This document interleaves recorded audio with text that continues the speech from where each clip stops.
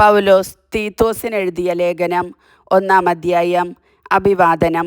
ദൈവത്തിൻ്റെ ദാസനും യേശുക്രിസ്തുവിൻ്റെ അപ്പസ്തോലനുമായ പൗലോസിൽ നിന്ന് ദൈവം തിരഞ്ഞെടുത്തവരുടെ വിശ്വാസത്തെയും ദൈവഭക്തിക്കു ചേർന്ന സത്യത്തിൻ്റെ ജ്ഞാനത്തെയും നിത്യജീവൻ്റെ പ്രത്യാശയിൽ വർദ്ധിപ്പിക്കുന്നതിനു വേണ്ടി ഞാൻ നിയോഗിക്കപ്പെട്ടിരിക്കുന്നു.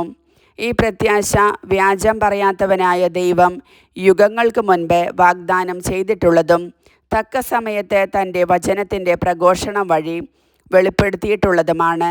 നമ്മുടെ രക്ഷകനായ ദൈവത്തിൻ്റെ കൽപ്പനയാൽ ഈ പ്രഘോഷണത്തിന് നിയുക്തനായിരിക്കുന്ന ഞാൻ, നാം പങ്കുചേരുന്ന വിശ്വാസം വഴി യഥാർത്ഥത്തിൽ എൻ്റെ പുത്രനായ തീത്തോസിനെ എഴുതുന്നത്, പിതാവായ ദൈവത്തിൽ നിന്നും നമ്മുടെ രക്ഷകനായ യേശുക്രിസ്തുവിൽ നിന്നും കൃപയും കാരുണ്യവും സമാധാനവും. ക്രേത്തയിലെ ദൗത്യം. ഞാൻ നിന്നെ ക്രേത്തയിൽ വിട്ടിട്ട് പോന്നത് നീ അവിടുത്തെ കുറവുകളെല്ലാം പരിഹരിക്കുന്നതിനും ഞാൻ നിർദ്ദേശിച്ച വിധം എല്ലാ പട്ടണങ്ങളിലും ശ്രേഷ്ഠന്മാരെ നിയമിക്കുന്നതിനും വേണ്ടിയാണ്. ശ്രേഷ്ഠൻ കുറ്റമറ്റ സ്വഭാവമുള്ളവനും ഏകഭാര്യയുടെ ഭർത്താവുമായിരിക്കണം. അവൻ്റെ സന്താനങ്ങൾ വിശ്വാസികളും ദുർവൃത്തരെന്നോ അനുസരണമില്ലാത്തവരെന്നോ ദുഷ്കീർത്തി സമ്പാദിച്ചിട്ടില്ലാത്തവരും ആയിരിക്കണം. മെത്രാൻ ദൈവത്തിൻ്റെ കാര്യസ്ഥൻ എന്ന നിലയ്ക്ക് കുറ്റമറ്റവനായിരിക്കണം. അഹങ്കാരിയോ ക്ഷിപ്രകോപിയോ മദ്യപനോ അക്രമാസക്തനോ ലാഭക്കൊതിയനോ ആയിരിക്കരുത്. മറിച്ച് അവൻ അതിഥി സൽക്കാരപ്രിയനും നന്മയോട് പ്രതിപത്തിയുള്ളവനും വിവേകിയും നീതിനിഷ്ഠനും പുണ്യശീലനും ആത്മനിയന്ത്രണം പാലിക്കുന്നവനും ആയിരിക്കണം. അന്യോന്യമായ വിശ്വാസ സംഹിതയിൽ ബോധനം നൽകാനും അതിനെ എതിർക്കുന്നവരിൽ ബോധ്യം ജനിപ്പിക്കാനും കഴിയേണ്ടതിന് അവൻ താൻ പഠിച്ചറിഞ്ഞ സത്യവചനത്തെ മുറുകെ പിടിക്കണം.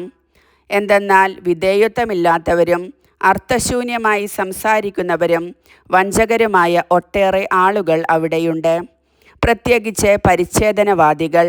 അവരെ നിശബ്ദരാക്കേണ്ടിയിരിക്കുന്നു. നീചമായ ലാഭത്തെ ഉന്നം വെച്ചുകൊണ്ട് പഠിപ്പിക്കാൻ പാടില്ലാത്ത കാര്യങ്ങൾ പഠിപ്പിക്കുന്നത് മുഖേന കുടുംബങ്ങളെ അവർ ഒന്നാകെ തകിടം മറിക്കുന്നു.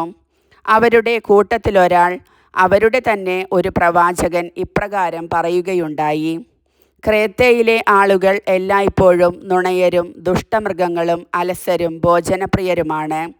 ഈ പ്രസ്താവം സത്യമാണ്. അതിനാൽ യഹൂദരുടെ കെട്ടുകഥകൾക്കും സത്യത്തെ നിഷേധിക്കുന്നവരുടെ നിർദ്ദേശങ്ങൾക്കും ചെവി കൊടുക്കാതെ അവർ ശരിയായ വിശ്വാസത്തിൽ ഉറച്ചു നിൽക്കുന്നതിനു വേണ്ടി നീ അവരെ നിർദാക്ഷിണ്യം ശാസിക്കുക. നിർമ്മലഹൃദയർക്ക് എല്ലാം നിർമ്മലമാണ്, എന്നാൽ മലിനഹൃദയർക്കും അവിശ്വാസികൾക്കും ഒന്നും നിർമ്മലമല്ല. അവരുടെ ഹൃദയവും മനസാക്ഷിയും ദുഷിച്ചതാണ്. തങ്ങൾ ദൈവത്തെ അറിയുന്നു എന്ന് അവർ ഭാവിക്കുന്നു, എന്നാൽ പ്രവർത്തികൾ വഴി അവിടത്തെ നിഷേധിക്കുകയും ചെയ്യുന്നു. അവർ വെറുക്കപ്പെടേണ്ടവരും അനുസരണമില്ലാത്തവരും ഒരു സൽപ്രവർത്തിക്കും കഴിവില്ലാത്തവരുമാണ്. കർത്താവിൻ്റെ വചനം.